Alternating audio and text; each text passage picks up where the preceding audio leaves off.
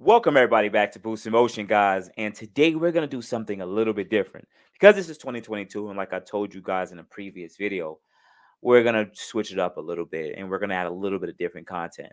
But before I get into the video, guys, if you are part of the Boost Emotion family, or you are a subscriber to this channel, or a avid liker of the channel, guys, hit the like button right now. If you're part of the Boost Emotion team, it's something that you guys can do for free. Please, you guys can do it for free, and every like helps the channel out. And all you guys who've been hitting the like button on last videos and always been part of the like squad, thank you so much. But anyways, let's jump into the video. Now, I want to do something a little bit different. I'm going to use mics and make some maybe reaction videos to automotive content that people we already follow within the Nissan Infiniti community, and maybe some other people outside of that. Hopefully, I don't get any strikes. I'll try to ask for the permission first. But also on top of that, I want to invite other people in the community that make parts for the community, and also other YouTubers that you guys may know and love. So hopefully this is something that's really different to the channel and continues to let the channel grow. But anyways, guys, let's jump into the video. This video is going to be from Z1 Motorsports. We're going to probably include about 30 seconds of one of their videos. So I'll put a link below to the Z1 Motorsports video. And Z1, please don't strike my video. um, but they recently released their intakes for the VR30 Q50 Q60 platform. And they included some really good information on why it's designed the way it's designed and some of the things that you guys don't really know about the stock air intake system. Now, you know, my Q60 is sponsored by AAM Competition, but I love bringing out videos that give all the information and theoretical information and R&D on why things are made the way they're made. So let's go. Let's jump into it. And let's go. Let's go. So give me a second. I gotta start go set up the screen share. And this is like my first time like really doing this stuff. So, guys, don't beat me up about it. But boom, we're here. Boom, we're here. All right. Now, let's go watch it. This is a compressor map for one turbo on a VR30 engine, which means it's responsible for only half of the power output. So on a non-sport model, that's about 150 horsepower, and on a red sport, that's about 200 horsepower. So for the non-sport, that means 15 pounds per minute and a pressure ratio of 1.6 puts our dot right here. And for the red sport models, that's 20 pounds per minute and a pressure ratio of 2, which puts our dot right there. All right, so I want to pause it right there. And what I want to talk about is what are they plotting, right? This is a compressor map for a single turbo on our cars. Now, theoretically, as they were stating, about every 10 pounds of airflow is about 100 horsepower. So what you're looking at here is 150 15 is really about 150 horsepower, which means that for a non-red sport, that turbo is controls about half the horsepower that the car makes. Now you see 100 from 80k to 200k. That is compressor speed. That's how fast the turbines are spinning inside. And for the car to make about 150 horsepower per bank, the turbo is going to need to spin about, what is this, about 160 or 150, 150, 160 to flow that more amount of power. Say, and then it goes up for the red sports. So let's continue. This is what the graph should look like under ideal conditions, meaning that the air going into the compressor is completely unrestricted. However, during testing, we've seen a pressure drop of up to 2 psi at the compressor inlet with the factory intakes. So what does that look like over here? Well, outlet pressure stays the same because the factory map sensors actually report absolute pressure values, which means that they're unaffected by atmospheric pressure. Inlet pressure, however, gets reduced by 2 psi. All right, I want to pause it there. So 14.7 is pretty much ambient pressure outside what we breathe, and the turbos are sucking it in. What he's stating that doing the was Z1 was testing out the OEM system. What they found out was there's a drop in pressure, or as you would call vacuum pressure. I could be wrong, so guys don't beat me up. But there's a certain amount of vacuum the turbos create when it's pre turbo inlet, and there's a drop in pressure about up to about 2. So what that means is there is some kind of restriction in the turbo inlet system that's causing this issue. So what Z1 decided was, well, we have to figure out where that drop in pressure is and where can we regain back to that 14.7. That, and we'll change that. This actually changes our result for the non-sports from 1.6 to 1.85, and for the red sports from 2 to 2.3. Now, I if want we to come back over to our graph and we plot these points, you'll have something like this.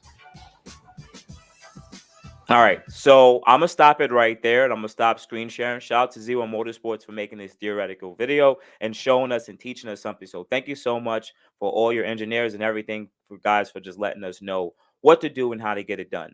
Now, what I want to talk about here is, matter of fact, let me just throw it back up the screen share just to make sure I'm doing it right, because I want you guys to be able to understand what I'm looking at. Um, so give me a second. Give me a second. So if you guys can take a look at the compressor reel. You see how the dots went up.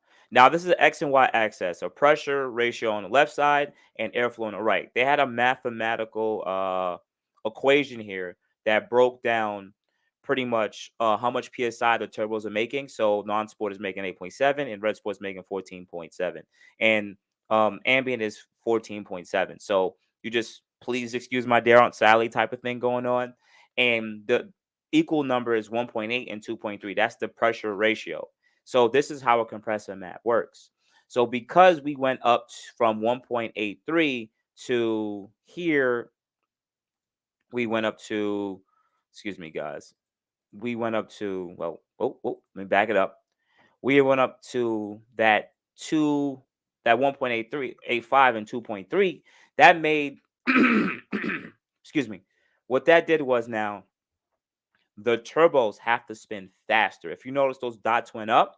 So now for that non-sport to make, let's say, 150 horsepower on stock, when you turn the pressure up, now those turbines will now have to spin from about 160 to about 180 just to make the same amount of power, and or to make the same amount of power or make 150 horsepower. The same thing for the red sports. So this really applies to when you're running higher and higher amount of boost, and there's a really a high increase amount of psi you're trying to make from the turbos. It's kind of like having less vacuum. Like, you have proper amount of vacuum within the turbo inlet, but you want less turbulence. You want less drag within the airflow that just comes right in, and you don't have that drop in pressure. So what you can do, shout out to BMS Inlets, Burger Tuning.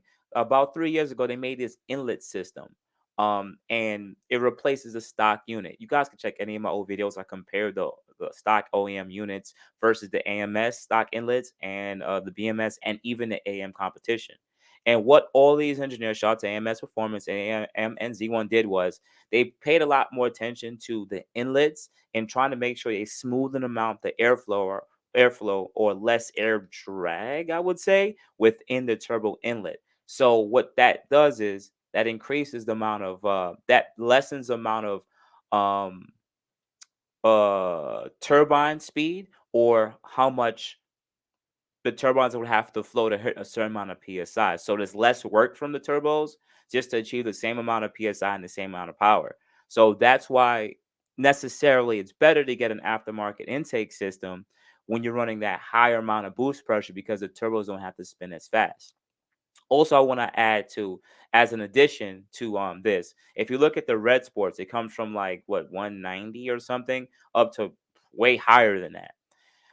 What that does is it really puts the turbos really higher amount of RPM, because remember, if your turbines are spinning faster and faster, there's more heat and there's more wear on the bearings of the turbos, which causes oil leaks. Now, if you guys already know, my driver's side turbo on my 2018 Q50 started leaking.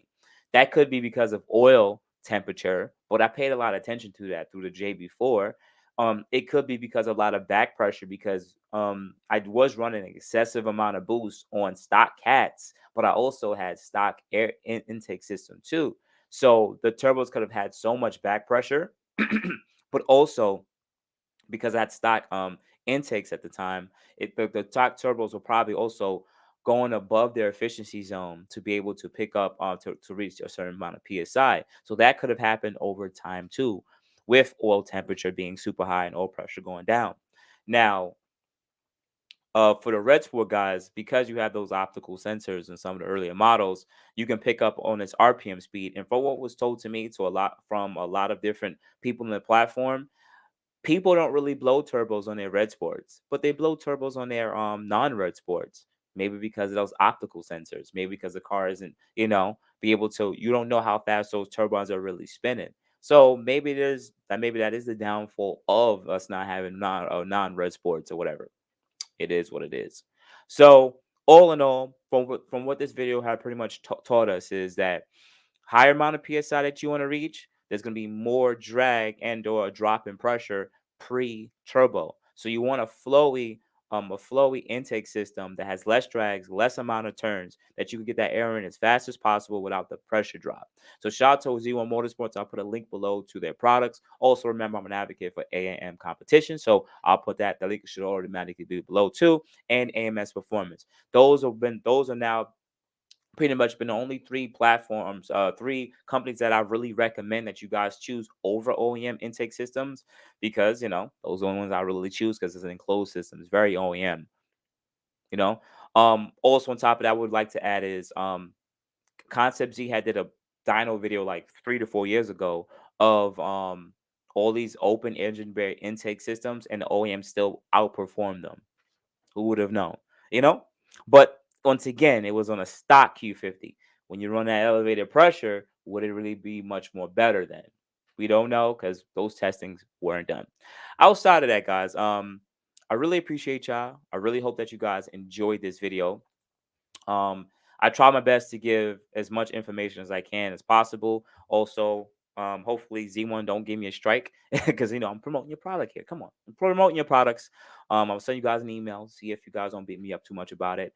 And also shout out to AM Competition, AMS Performance, because these guys are making great products, and a lot of engineering and R&D goes to make these good quality products for the community. So outside of that, guys, you know what to do. Hit me up at Boost Emotion on IG, Facebook, and boostinmotion@gmail.com. Otherwise than that, guys, you have a good day. I appreciate you. Thank you.